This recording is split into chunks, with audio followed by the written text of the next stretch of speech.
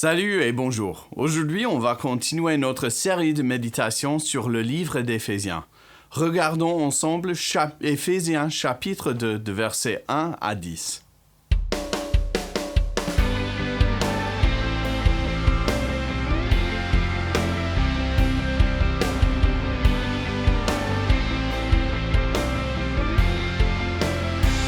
Éphésiens 2, de versets 1 à 10 dit « Quant à vous, vous étiez morts à cause de vos fautes et de vos péchés que vous pratiquiez autrefois conformément à la façon de vivre de ce monde, conformément au prince de la puissance de l'air, de l'esprit qui est actuellement à l'œuvre parmi les hommes rebelles.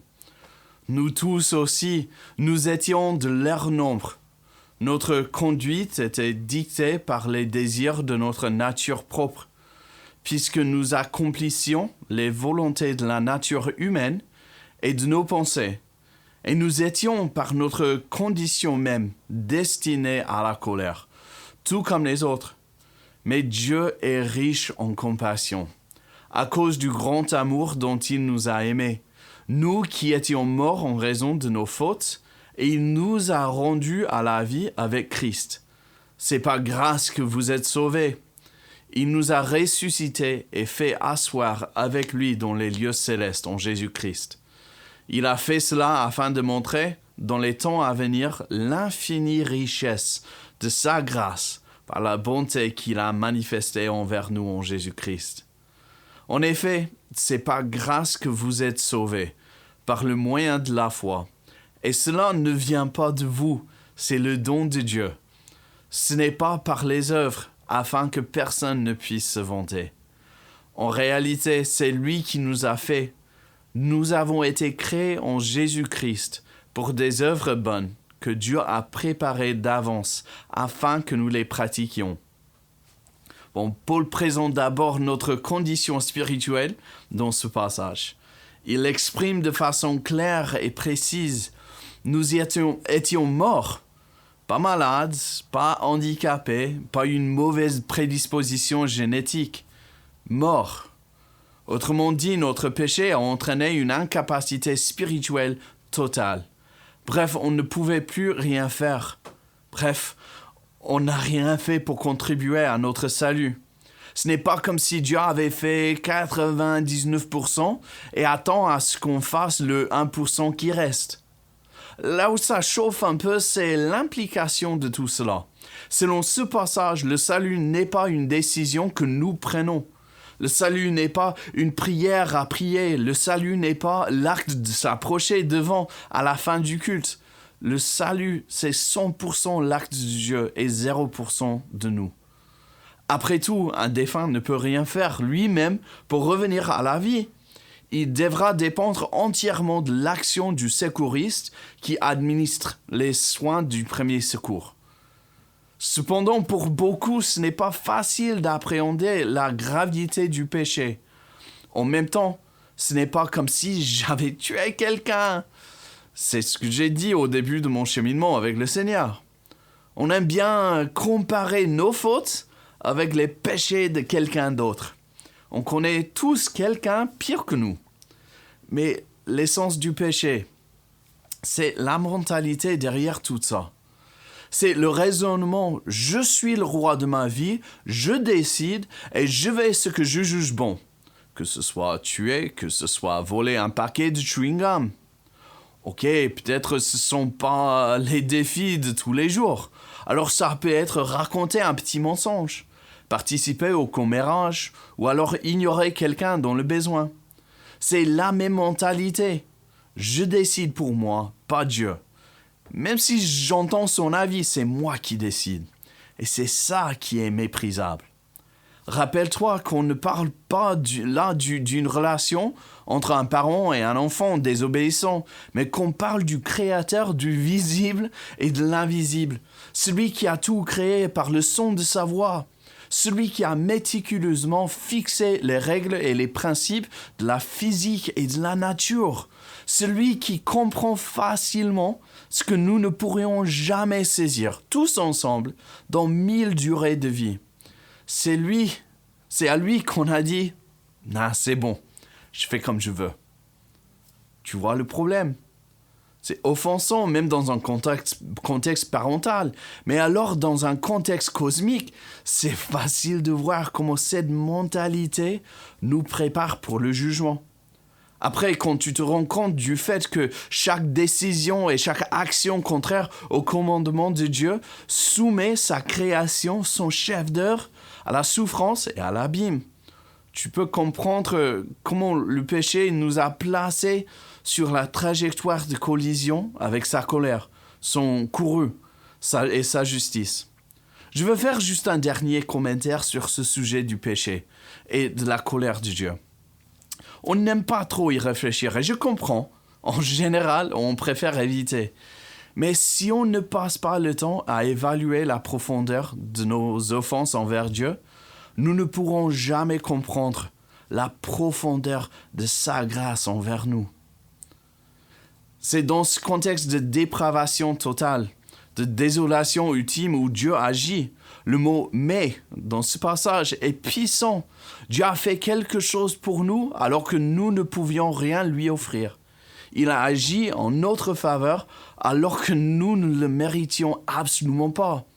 Au contraire, nous étions son ennemi. Ça interpelle, non?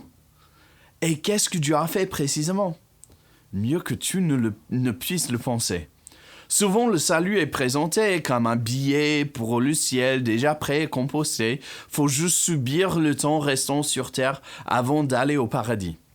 Mais ici, le salut est représenté différemment. C'est une progression de la mort au doigt de Dieu. Je vous explique. Le texte dit « Il nous a rendus à la vie ». Ça veut dire que notre condition de base, c'est-à-dire la mort, a été réglée. Pour nous qui ne pouvions rien, qui étions irréparablement séparés de Dieu, on a été réconciliés. Nous ne sommes donc plus morts et nous pouvons vivre avec et pour Dieu dès aujourd'hui. C'est une réalité qui est maintenant à notre portée. Le texte dit, il nous a élevés. Il n'y a plus juste du potentiel, car Dieu réalise ce potentiel en nous. C'est lui qui agit en nous pour ses projets, ce qu'on va voir prochainement. Et le texte dit, il nous a fait asseoir à ses côtés. C'est choquant et scandaleux. Nous qui étions traîtres, rebelles et insurgés dans la création de Dieu, on a maintenant la place d'honneur et d'autorité, puisqu'on est assis avec Jésus qui est à la droite de Dieu.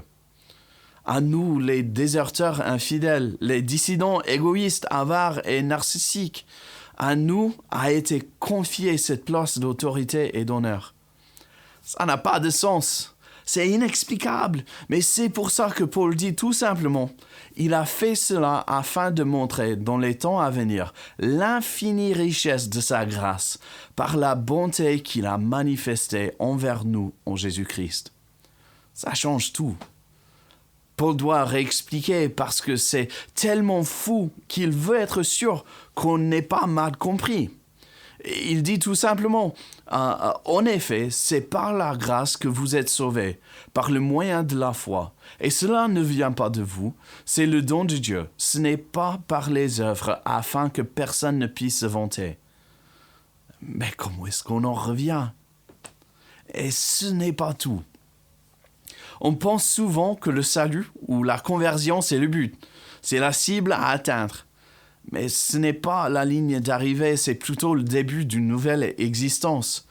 Dieu nous a donné une nouvelle vocation et une nouvelle raison d'être. Il y a du boulot à faire, mais pas pour gagner ou mériter notre salut, mais plutôt grâce à notre salut. Cela découle de notre propre expérience avec Dieu. Quand on se rend compte de la grandeur et la merveille de ce qu'il a fait pour nous, et le fait qu'il nous invite à participer avec lui, la réponse normale est l'enthousiasme de s'aimer cette infinie richesse de sa grâce autour de nous et notamment dans la vie de ceux qui nous entourent. Comprends que ce verset ne donne pas l'impression qu'il y a peut-être une ou deux choses à faire, mais toute une série, voire une pléthore de bonnes œuvres. Je ne parle pas d'une vie morale et correcte où on fait toujours ce qui est décent. Ben oui, mais ce verset parle plus du côté miraculeux. Écoute, ce que Dieu a fait dans ma vie et dans ta vie, la réconciliation et réparation de tout ce qui est brisé. Dieu veut que nous l'aidons à faire la même chose. Commençons par notre entourage. C'est pour ça qu'on dit que ce n'est pas la ligne d'arrivée, mais plutôt le début. Je te laisse avec ces 2 questions. D'abord, comment as-tu évalué ton péché et ton offense contre Dieu? Sachant que plus tu le comprends, plus tu comprendras la profondeur de sa grâce envers toi. Et deuxièmement, quelles sont les bonnes œuvres que Dieu a préparées pour toi aujourd'hui? Je ne parle pas de demain, ou de la semaine prochaine, ou même du projet sur lequel tu travailles. Je veux dire, comment est-ce que Dieu veut que tu réconcilies des personnes dans ton entourage à lui aujourd'hui? Finalement, je veux terminer avec un encouragement de passer un moment à prier pour ces 2 choses. Une compréhension plus profonde de ton péché et de sa grâce, d'une part, et d'autre part, une connaissance précise des bonnes œuvres qu'il a préparées pour toi aujourd'hui. Merci d'être là aujourd'hui et à la prochaine.